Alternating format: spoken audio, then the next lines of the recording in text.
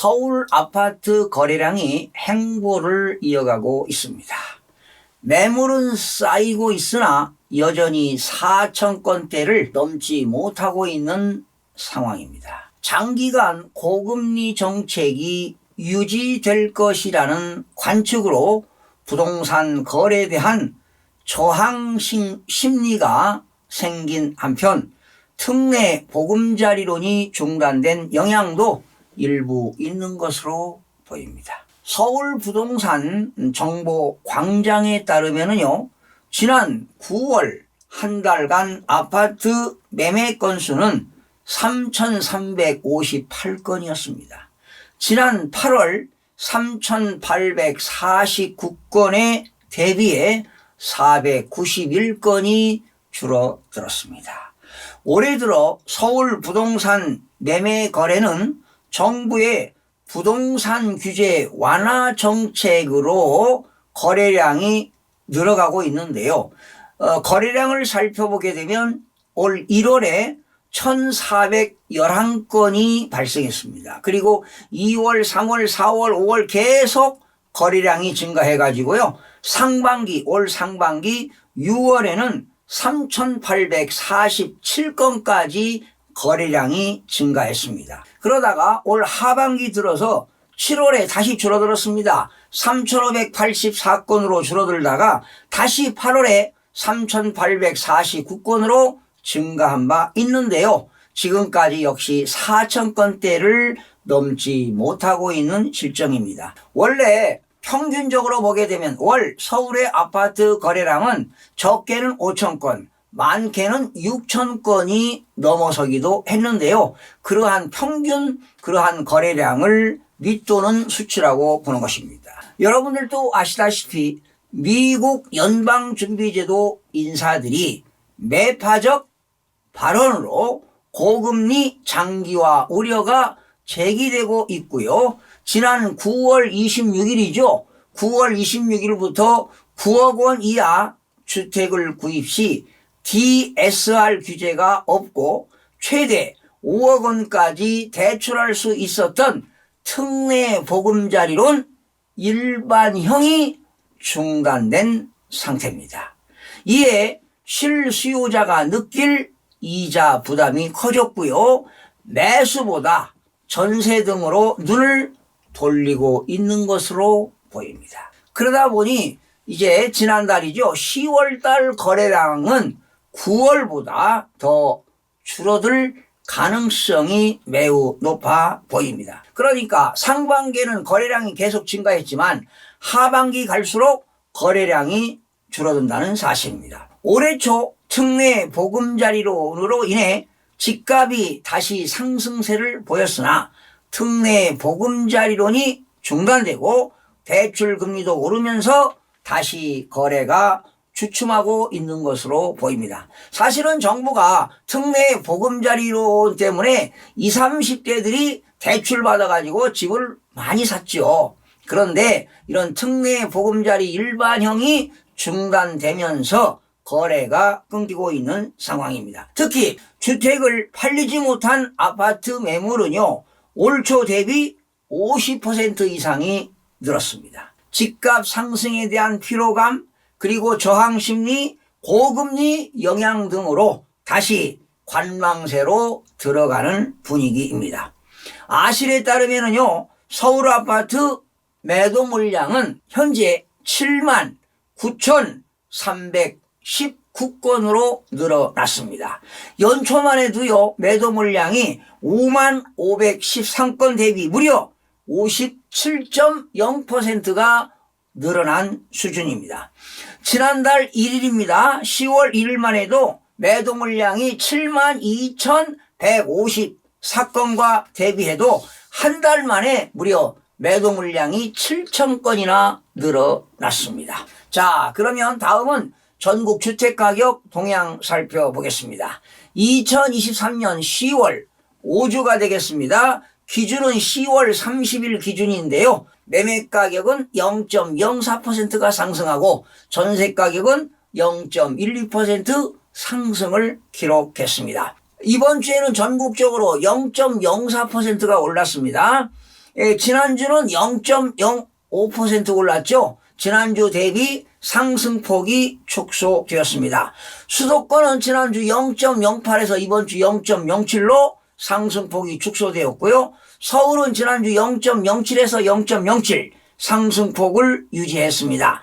지방은 지난주 0.02에서 0.01 상승폭이 축소되었고요. 5대 광역시는 지난주 0.01에서 0.01 상승폭을 유지했습니다. 그런데 세종시는 더 떨어졌습니다. 지난주도 마이너스 0.05% 하락했는데 이번 주는 마이너스 0.06% 하락을 했습니다. 8개도 지난주 0.03인데 이번 주 0.02%로 상승폭이 축소되었습니다. 시도별로 살펴보니까요. 경기가 0.08, 대전 0.08, 서울 0.07, 충북 0.07, 충남 0.05, 대구 0.04 등은 상승했고요. 경남은 0.00 보합이 됐습니다. 그러나 세종은 마이너스 0.06 하락, 제주 마이너스 0.05 하락, 부산 마이너스 0.04는 하락을 했습니다. 서울은요, 지난주 0.07에서 이번 주 0.07 상승폭을 유지했는데요. 정주 여건이 양호한 선호단지 위주로 일부 상승 거래가 간헐적으로 발생하나 매도인과 매수인 간 거래 희망 가격 격차로 인해 전반적으로 관망세를 보이며 지난주와 유사한 수준의 상승세가 지속되었다. 거의 거래가 없습니다. 강북 지역인데요. 14개 군데 0.07% 올랐습니다. 용산구 0.19% 올랐네요. 이촌동과 한남동 주요 단지 위주로 큰 단지로 위주로 올랐습니다. 동대문구 0.18%는 답심리동, 장안동 위주로, 중구 0.14%는 신당동, 황학동, 대단지 위주로, 성동구 0.09%는 금호동과 성수동 위주로, 서대문구 0.09%는 홍은동과 남가자동 위주로 상승이 되었습니다. 강남 11개구입니다. 0.07% 올랐습니다. 강동구 0.13%는 암사동과 천호동 위주로 올랐고요. 송파구 0.12%는 잠실동과 가락동 주요 단지 위주로 올랐습니다. 강서구 0.10%는 방화동과 내발산동 위주로, 금천구 0.10%는 독산동과 시흥동 위주로, 영등포구 0.10%는 여의도동과 당산동 위주로 상승했습니다. 인천은 지난주 0.02, 이번 주도 0.02 상승폭을 유지했는데요. 미추홀구는 떨어졌습니다. 마이너스 0.1% 떨어졌는데 구축 위주로 관망세가 지속되면서 항익동, 용현동 위주로 떨어졌습니다. 동구도 떨어졌네요. 마이너스 0.04%, 성림동, 송현동 위주로 하락했고요. 서구는 올랐습니다. 0.08%는 원당동과 마전동, 신현동 위주로 올랐습니다. 연수구 0.06% 올랐는데 송도동과 옥년동, 연수동, 동춘동 위주로 상승이 되었습니다. 경기 지역은 지난주 0.09, 이번 주는 0.08 상승폭이 축소되었는데요. 안산 상록구 떨어졌네요. 마이너스 0.07, 성포동과 사동 구축 위주로 떨어졌고요. 이천시도 떨어졌습니다. 마이너스 0.06, 대월면 증포동 위주로 하락했고요.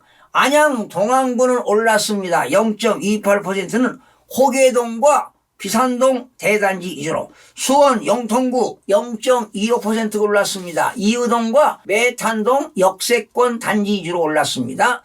화성시도 올랐네요. 0.25% 올랐습니다. 병점동과 반월동, 능동 위주로, 하남시 0.20% 올랐습니다. 가밀지군의 정주 여건이 양호한 단지 위주로, 성남 분당구 0.18% 올랐습니다. 서현동, 순회동, 정자동 위주로 상승이 되었습니다. 대전은 지난주 0.07에서 0.08 상승폭이 확대되었네요. 서구 0.12%는 관저동과 둔산동 주요 단지 위주로, 유성구 0.11%는 원신흥동과 관평동 대단지 위주로, 동구 0.05%는 성남동과 가오동 위주로 상승이 되었습니다.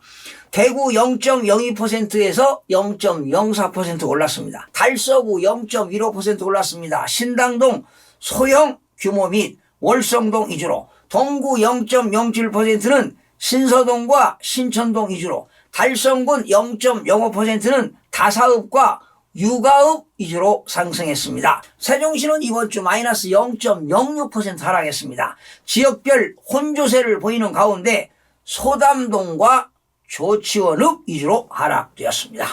팔계도 0.03에서 0.02로 상승폭이 축소되는데요. 중북입니다. 0.11에서 0.07로 상승폭이 축소되었습니다. 상당구 0.20%는 용암동과 용담동 위주로 올랐고요. 청주, 청원구 0.17%는 우암동과 내덕동 위주로 상승이 되었네요. 여러분, 지금 고금리 장기화로요, 시중은행의 주택담보대출금리가 상단입니다. 연 7% 이상으로 오르면서 매수인과 매도인 간의 힘 거르기가 계속되고 있습니다. 아마도 하반기에는요, 거래량이 계속 줄어들고 매물이 계속 증가할 것으로 보입니다. 그렇다면 집값 상승폭은 축소되면서 하락 지역은 날로 증가할 것으로 보입니다. 하반기에는요, 거래가 줄고요, 매물이 계속 증가할 것으로 보입니다. 그렇다면 집값은 상승폭이 축소되면서 하락 지역은 날로 증가할 것으로 보입니다. 시청해주신 여러분 고맙습니다. 다음 시간에 뵙겠습니다. 마음이 드셨다면 구독, 좋아요 꼭 부탁드리겠습니다. 고맙습니다.